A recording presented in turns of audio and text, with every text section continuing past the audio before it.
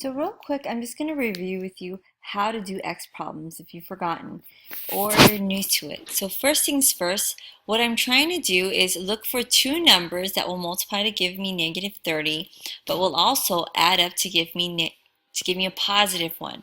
So right now, I like to focus my attention on the top number.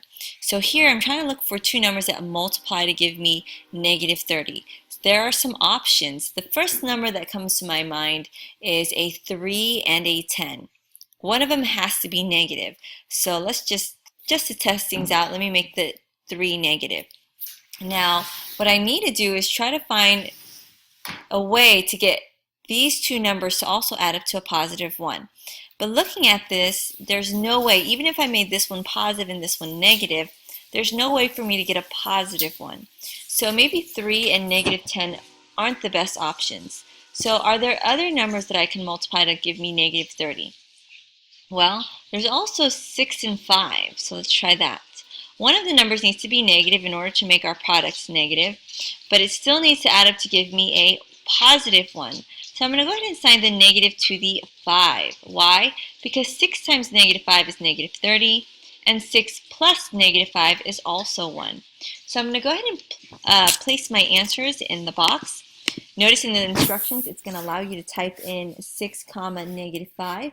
But if you put negative 5 comma 6, it will still recognize it as a correct answer as well. So now let's go ahead and move on to a different example.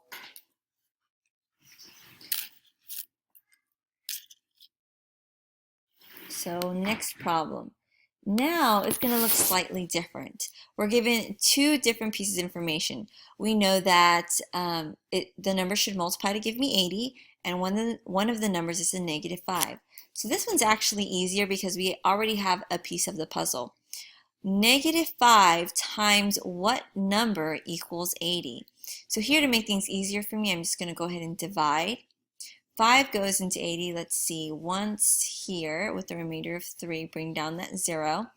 So that's 6 times evenly. So I'm going to go ahead and say negative 5 times positive 16. Or is it really positive? Let's see. Well, negative times a positive is a negative, but I'm trying to make it positive, so I'm going to have to make this a negative 16. Now to get the bottom number, I'm just going to go ahead and do negative 5 plus negative 16, which is a negative 21. Now, once again, I'm just going to have to plug in my answers. The right number is the negative 16, and the bottom number is negative 21. Please make sure you're plugging the numbers into the correct box. Again, just submit. Green means you have it correct. Red X means you got it incorrect. So, looks like we're doing good, so I'm just going to go ahead and move on to the next example. So this one is going to be slightly different. Again, now instead of giving us the left number, they gave us the right number. So it's the same idea. Here I'm trying to look for two numbers that multiply to give me negative 80. Well, negative 4 times what number will give me a negative 80? Well, let's divide real quick. 80 divided by 2 is going to be, sorry, not 2. We're going to divide it by 40. Correction, we're going to divide by 4. So 80 divided by 4 is going to be 20. So here, I would say 20, but let's check. Does a positive times a negative equal negative? Yes, so I'm going to keep it as that. Now 20 plus negative 4 is a positive 16. So now, once again, I'm just going to go ahead and plug in these values to see if they work. The left number is a 20. The bottom number is 16. Again, green means it's good, so that I know that I'm doing it correctly. So now let's just move on to the last example here. Now this time they give us the left and the bottom number, but again, having these pieces of information makes it a little bit easier. So all I'm doing now is trying to look for a number. Negative 12 plus what number equals negative 18?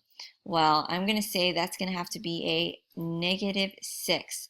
So if this is negative 6, in order to get the top number, I'm going to do negative 12 times negative 6, which is a positive 72. So I'm going to go ahead and plug my answers in. The right number is a -6, and the top number, I know it's 72, but let's purposely make it incorrect and put a -72, and let's see what happens. So notice green means it's correct, red means it's incorrect. We know the answer is not 72, it's positive. So what you could do is simply erase your value and then submit once more, and it's good. In certain cases, it might allow you to change your answer and check it again.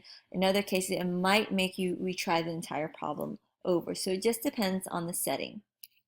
Well, that's it for this tutorial. Hopefully it helps. Thank you for tuning in. Bye.